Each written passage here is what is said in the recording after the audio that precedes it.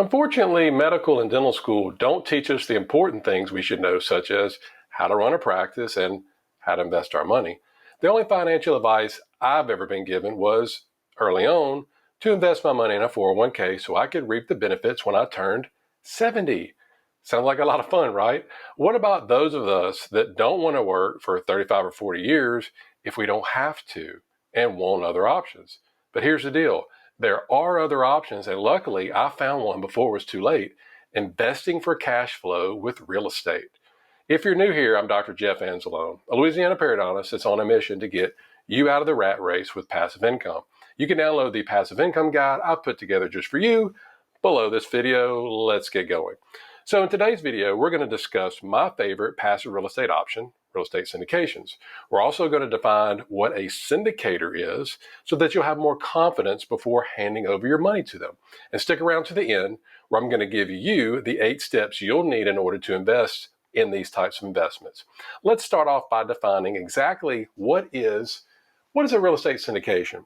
Well, syndication is nothing more than the pooling of funds from a group of investors to form a partnership in order to purchase a property such as a self-storage facility or an apartment complex that's more expensive than one person could have afforded on their own, unless, of course, you're Elon Musk. So instead of buying several smaller commercial properties individually, the group can go in and they can buy a larger asset together. Usually, an LLC or a limited liability company is formed, and then the investors own a share of this LLC. Now, the majority of these deals are only available to someone that qualifies as an accredited investor. Now, let's say, for example, that I have $100,000 to invest in one of these syndications, okay? But let's just say I wanted to invest actively. Okay, if I wanted to take $100,000 and I wanted to become an active real estate investor instead of passive, then I would be responsible for trying to find investment opportunities, getting property under contract. I would have to perform the due diligence, handle financial issues, perform inspections, obtain the loan, keep it rented out, manage the property, and when your tenants move out, repair the holes in the wall. Yes, no thank you. So for somebody that still runs a full-time practice, it's next to impossible trying to continue to manage it along with the real estate and being a good husband and father and everything else that the world wants us to do or wants us to be. It's hard to do. It's hard to juggle all these things. It's for this reason that I've avoided becoming an active real estate investor at this point in my career. That's why I've chose the passive investment route. Investing in commercial real estate syndications allows you to put money into larger projects without having to do the work of finding or managing the property yourself. So I can take the $100,000 and passively invest. And this money, it would be paired with somebody that, let's say they put in another $100,000, or somebody that puts in $75,000 or $250,000, and so on and so forth.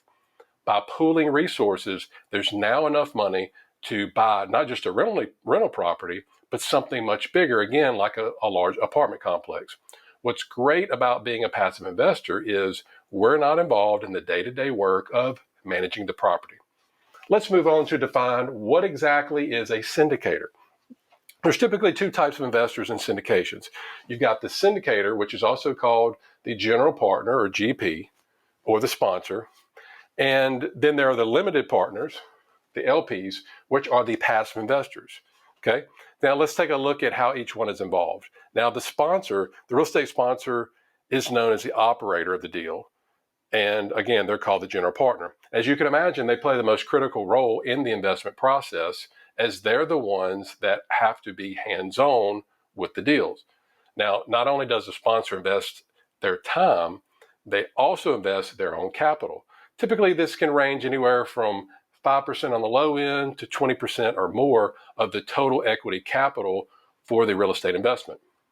All right. Next is the limited partners or the passive investors. And these are individual investors who are looking more, like me, for a hands-off role while still being able to be involved in real estate projects. Their primary role is to provide capital to acquire these real estate properties. They have no active responsibilities, which is what I like, in managing the asset, and they're going to be the ones that receive passive income in the form of either monthly or quarterly distributions from the capital that they invest in the deal. Typically, these distributions start roughly about 6 months after the property closes. Now, what are the different roles that the syndicator has? Okay, the real estate syndication company, they play the most critical role because they have to be accountable for, they're the ones, the syndicators are the ones that put the deal together. They're the ones that have to develop the business plan. They're the ones that are in charge of finding investors. And then with the finding the investors comes with raising the capital. They're the ones that have to close the deal, and they're the ones that have to actually manage the property during the whole period until it's finally sold. In other words, these people, they perform all the hard work so that you and me, the passive investors, don't have to. One of the most important parts that's most understood has to do with underwriting. A syndicator must constantly and extensively underwrite deals to determine whether or not a particular asset should be acquired.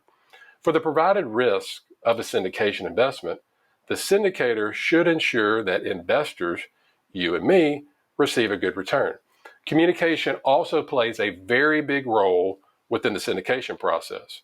Now, currently I'm in 11 syndication deals, and just about all of them have very good, at a minimum, quarterly communication. Most of them give me some sort of communication every month. Typically, this is email communication. Now, once an asset is required, the real estate syndicate, they should provide consistent communication with their investors, again, to keep them updated on the project. So let's talk very quickly about what are some of the risks of investing in syndications. Now, as you know, any type of investment is a risk, and syndications aren't immune to risk no matter what people say. So the first one is the business plan execution. Now, one of the biggest risks lies in this execution of the business plan. So in order to market a deal, sponsors tend to send out these, a lot of times, these fancy high-end investment summaries that look like these big, glossy 40, 50, 60-page brochures. However, when the rubber meets the road, the main goal is whether or not these people, they can execute on the business plan in the face of unforeseen circumstances, because there's always going to have that at some point in the deal, typically. Number two, do they have a proven track record? Investors that work with sponsors who have a proven track record and prioritize capital preservation can help ensure that their capital will be protected and that they'll do what they say they're going to do. Number three, changing market and economic conditions are always a risk. Nobody, I don't care who you are, can predict market conditions, how they're going to be at the end of a project's hold time. So let's say you invest in a syndication and the hold time is 4 years. Well, nobody has a crystal ball and can see exactly what the financial future is at that 4-year period. Okay, so let's say that the project hold time is 5 years. Well, one of the things is you can do is check to make sure that the loan term in the deal, you'll get your paperwork, that the term that the loan is for at least that long. It's at least 5 years. Ideally, you'd like to see it longer than 5 years. Why is that? So there's actually a buffer just in case sponsors need to hold the property a little bit longer intended. What about liability? Occasionally, limited partners stress concern over their personal liability, especially if you're a physician or dentist, because we're already used to people being very litigious. So the good news is that it's the liability is limited because we're limited partners with others.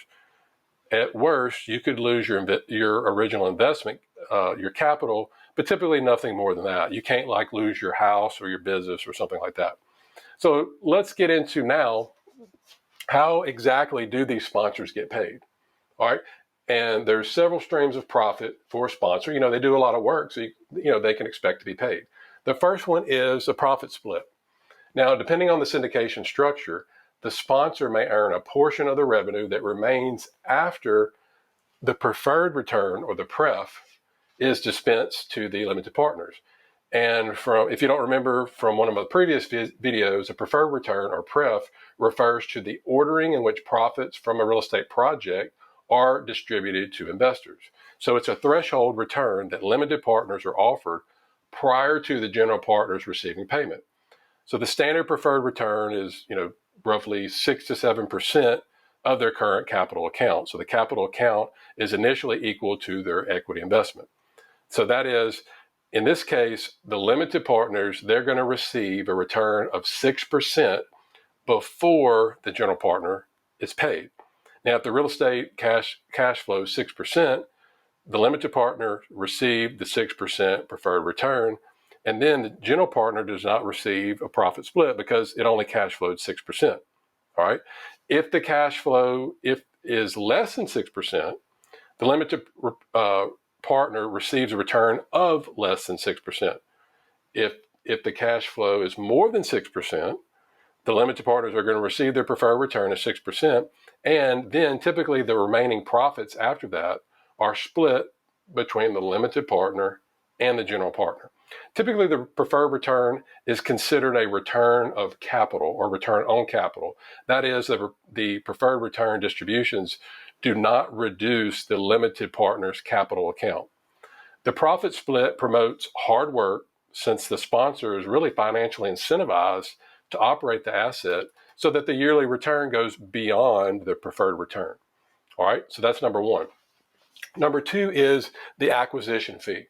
Most sponsors charge an acquisition fee, which is typically a one-time charge paid at the time that the property closes.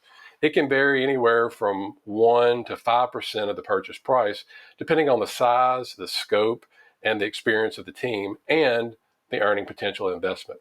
This is similar to paying an acquisition cost to the sponsor for actually putting the deal together.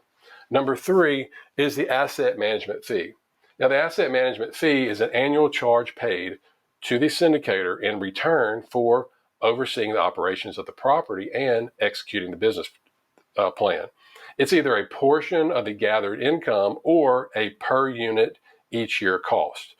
Typically, the basic percentage range is 2 to 3%, while the standard per unit annually is $200 to $300. Number four is the refinance fee. A refinancing fee is paid to the syndicator for any work required to refinance the property. If the business plan doesn't result in a refinance, then the syndicator doesn't get paid. Number five is the guarantee fee. This is normally a one-time fee paid to a loan guarantor at closing for their role that they provide for guaranteeing the loan. Occasionally, the syndicator may induce a high net worth person to actually sign on the loan in order to receive the best financing terms. The type of loan typically determines the cost. Now, typically there's two types of debt. There's recourse and there's non-recourse. Recourse financial obligation permits the loan provider to collect what is owed for the debt even after they've taken the collateral. Okay, so that's recourse.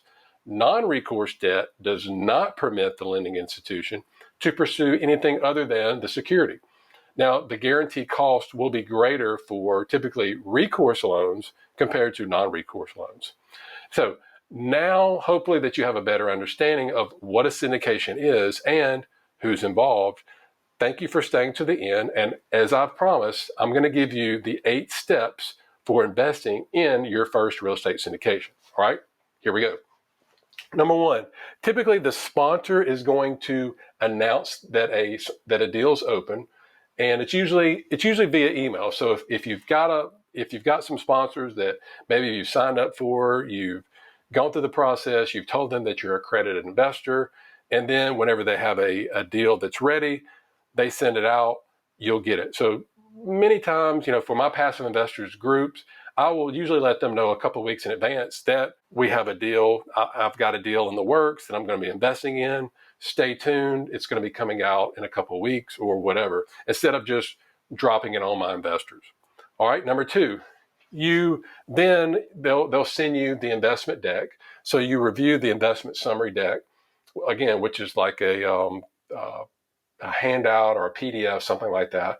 And you go through that and you decide whether or not you want to invest. And if you do want to invest, the third step is you actually submit your offering. Typically, there's like a little button that's embedded in the email, or you can reply to the email, something like that. So you submit your offering and you tell the sponsor how much you typically want to invest. Number four, a lot of times the sponsor is going to hold an investor webinar where you're going to get even more information. And many times if it's live, you get a chance to ask questions. Now, if you're not able to watch it live, then typically they will send out a recording. You can watch it.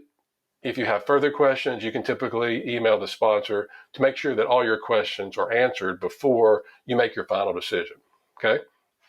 And if you're going on with investing in one of these deals, the fifth thing is the sponsor, they'll confirm your spot in the limited partnership, and then they'll send you the PPM or the private placement memorandum for you to review. It's about it's over 100 pages, kind of like if you go to buy a house, that big stack of papers, sign here, sign here, sign here. Sometimes people read all of it. Sometimes people read some of it. Sometimes people don't read any of it. It's up to you to do whatever you feel comfortable with. If this is the first time that you've done this before and the first time that you've invested with a particular sponsor, I would probably advise you to read the entire thing. Now, after you sign the PPM, then you actually will wire your funds in, or sometimes they'll allow you to send in a check. And then the last step is, the seventh step is the sponsor will confirm, typically by email, that your funds have been received. And then the last thing is the sponsor will notify you once the deal closes, and then they'll let the limited partner know what to expect next. All right. So typically most of the deals that I'm in, anywhere from 4 to 6 months after it closes, that's when we can expect to start receiving our distributions, whether they're quarterly or monthly. In the investment summary or the PPM or both, they will let you know if it's going to be quarterly or monthly investments. So again, that's a very, very brief overview of what a syndicator is. Very, very brief overview of what a syndication is. And if you want to learn a lot more and dig deep into what a syndication is, check out this video and I will go into a deep dive with apartment syndications. I'll see you over there.